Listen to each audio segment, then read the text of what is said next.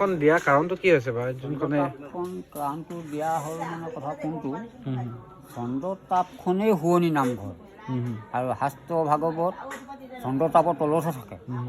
আমাৰ যিকোনো ভাগৱত চন্দ্ৰতাপ নহ'লে ভাগৱত থাকিব নোৱাৰে। চন্দ্ৰতাপখন তলতহে ভাগৱত থাকিব। ভাগৱতখনেই আমাৰ ১ নম্বৰ ধৰ্মপুথি ভাগৱত, এই চন্দ্ৰতাপখনেই। চন্দ্ৰতাপখন নহ'লে এটা আমাৰ যেনেকৈ হেৰি আৰু নৈত খেতি কৰিব যাওঁ কুমাৰ ঘৰ, কুমাৰ ঘৰ এই তেনেকুৱা ধৰণৰ দেখাব। তাৰমানে এইটো কি ঘৰ, এই এনেকৈ বিহুপা ঘৰ বুলি ভাবিব। যেতিয়া চন্দ্ৰতাপখন মানে ৰাইজে দেখিব, এইটো এটা মন্দিৰ ভাল বস্তু, তাত নমস্কাৰ কৰিব।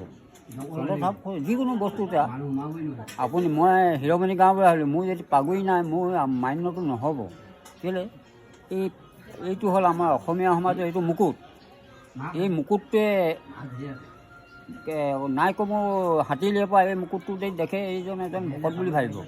পাগুৰি নহ'লে মানে ক'ব কিটো, এওঁ মানে আমাৰ অসমীয়া সমাজৰ কৃষ্টি মানুহ নহয়, এওঁ কেনেকুৱা কি কথা, তেওঁ তোমাক তই মইকো কথা পাতিব। যেতিয়া পাগুৰিডাল দেখিব আপুনি বা দেউতা বা কিবা এটা বুলি নাম ল'ব নলয় বাৰু।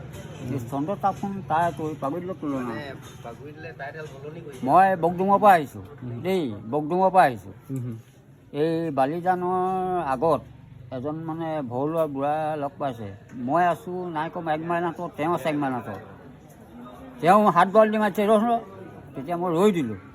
তোমাক বোলে মই কেলৈ মাৰি দিলোঁ, এই মুকুটটোও মাৰি দিলোঁ যে আমাৰ কৃষ্টি সমাজৰ মানুহ হয় এজন ভকতেই বা হেৰি দেই।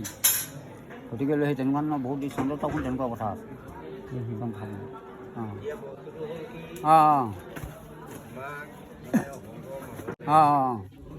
এইবোৰ বস্তু এনেই দিয়া নাই।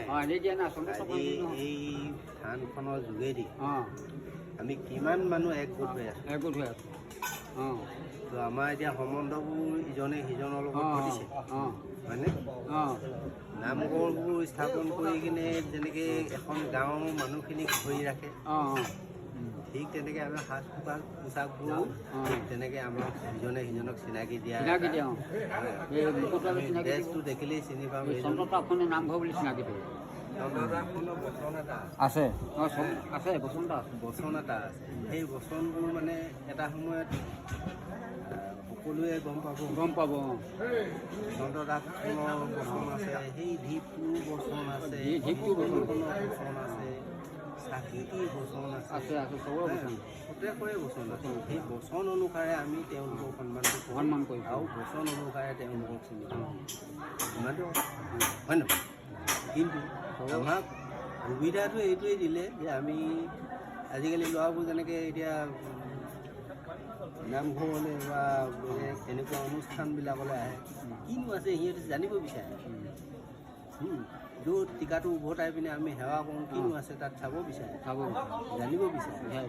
কিন্তু ই এটা এনেকুৱাই নীতি গ'ল আমাৰ অসমীয়া মানুহবিলাকক একতাৰ দোলেৰে বান্ধি ৰাখিব পৰা। তেনেকৈ শংকৰৰ পৰা মানুহৰ পালে, মানুহৰ পৰা গোপালে পালে, এইটো একাধিক্ৰমে মানে অনিৰুদ্ধই মানে এই বস্তুটো।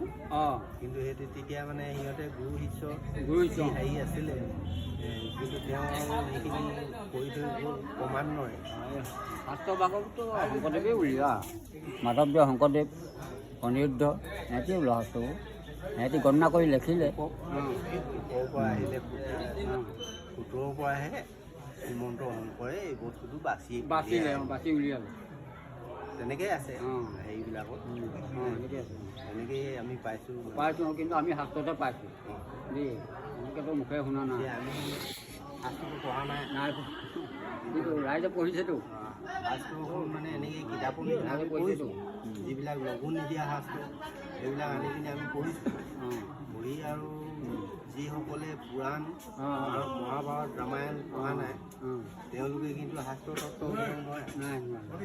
তেওঁলোকে কিন্তু পুৰাণ মহাভাৰত এইবিলাক পঢ়িব লাগিব, তেতিয়াহে আচল তত্ত্ববিলাক পাব, নহ'লে নাপায়।